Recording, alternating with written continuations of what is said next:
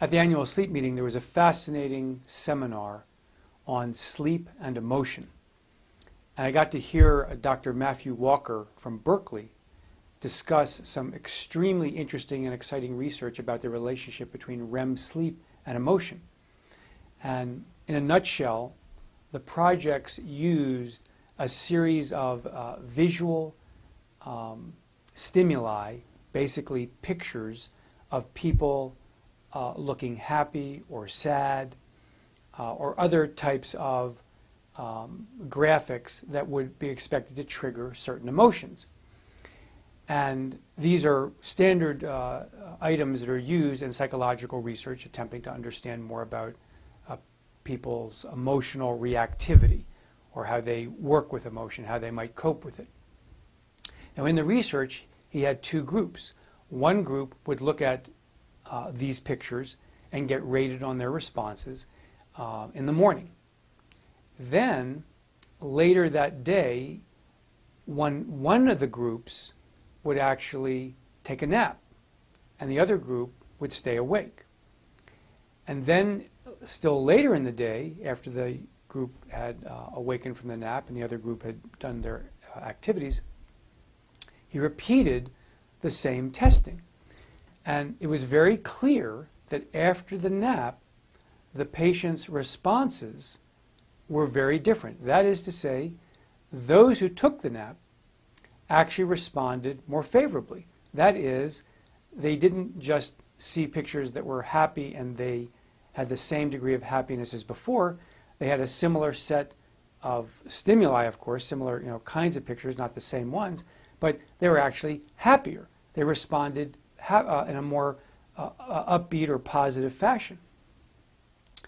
However, for the negative stimuli, where they looked at these pictures that would produce more unpleasant emotions, I shouldn't say necessarily negative emotions, because all emotions can have their value, but these more unpleasant emotions, such as anger or sadness or fear, and those emotions actually were dampened. They were muted and much less intense in terms of the patient's reaction.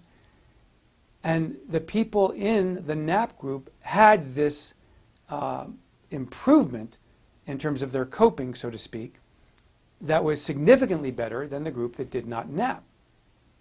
Now, the other part of this that was so interesting is it was about 20 people in each group, and he looked at the 20 people in the nap group, and he looked to see, because they were studied with the electrodes and so forth, polysomnography, and the group that actually was causing all the change was the group that went into REM sleep, rapid eye movement sleep, during their nap. And so that was the key that showed most of the changes in the data. Having gone into REM sleep and then coming out and being retested was actually the leading factor from this particular study, showing why the person's coping, meaning having a more positive or upbeat mood in response to the happier looking pictures versus having less of a reactive mood to the pictures that show more unpleasant things. So the reason this is so interesting is because the issue of REM then appears to be clearly linked to the issue of how you process emotion, and therefore it would also be linked to how you recover from emotion that is traumatizing to you. For example, something such as post-traumatic stress disorder. So this research really begins to shape some new ideas on how looking at REM sleep in particular in people who have been traumatized might be a way for us to understand how to better treat them.